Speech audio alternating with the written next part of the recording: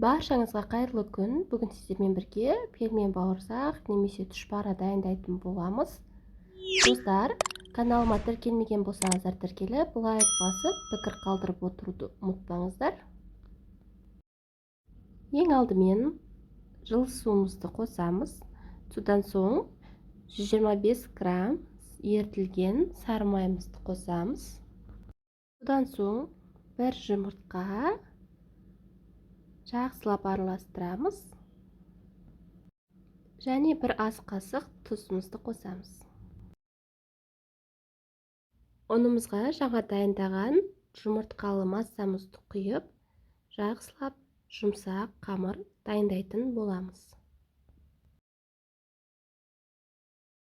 Достар, қазақша контенттің, яғни қазақша фудблогтың дамуына азда болса өз үлестеріңізді қосып, каналыма тіркелмеген болсаңыздар тіркеліп, лайк басып, пікір қалдырып отыруды ұмытпаңыздар.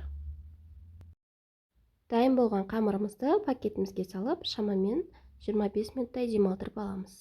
Қамырымыз дайын болғанға дейін начинкасын дайындайтын боламыз. Ол үшін бізге 5-6 картоп және қуырылған бір пияз, дәміне қарай тұз бұрышын салып, жақсылап езгілеп пюре дайындайтын боламыз. Міндетті түрде осы рецепт бойынша жасап көріңіздер. Сіздерде өте дәмді, керемет тұшпара дайын болады.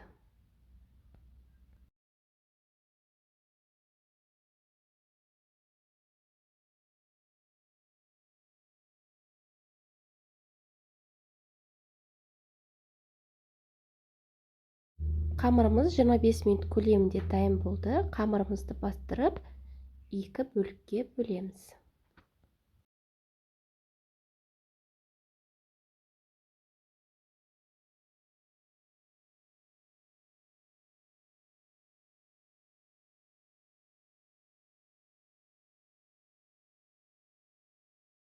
Ұнымызды сеуіп отырып, қамырымызды жайып аламыз.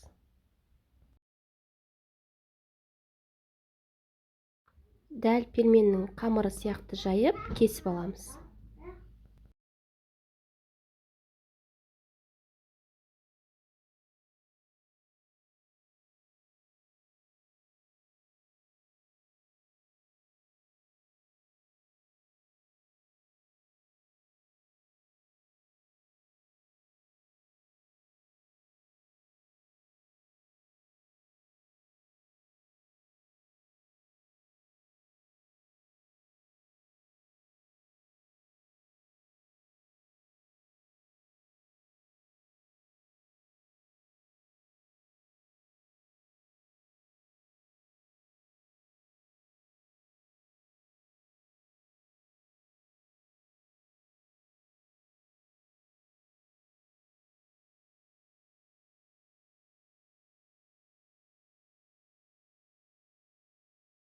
Ортасына пюремізді салып, жақсылап түйіп аламыз.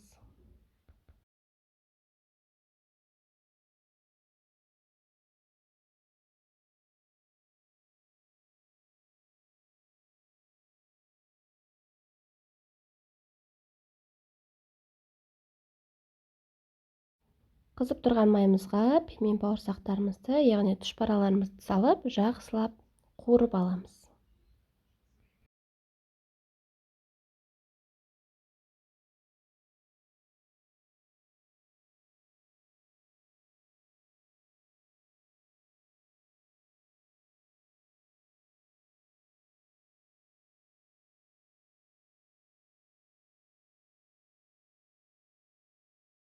Міндетті түрде бұл тұшпараны жасап көруге кеңес беремін. Өте дәмді, қытырлақ болып шығады, әрі жасалу жолы да өте оңай.